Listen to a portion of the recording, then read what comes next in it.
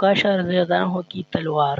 ابن اسحاق بیان کرتی ہے کہ عکاشہ بن محصن بن حرطان الاسدی بدر کے معرکے میں بڑی بہادری سے لڑے۔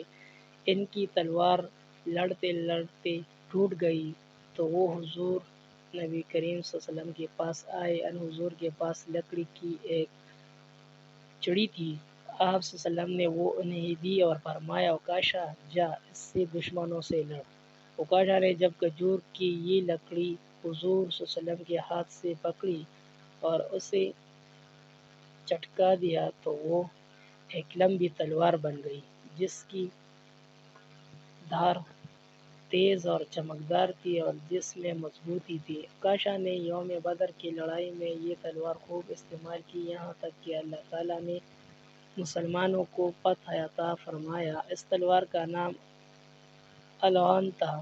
یہ تلوار حضرت عکاشہ کے پاس مدت تک رہی اور وہ اس کی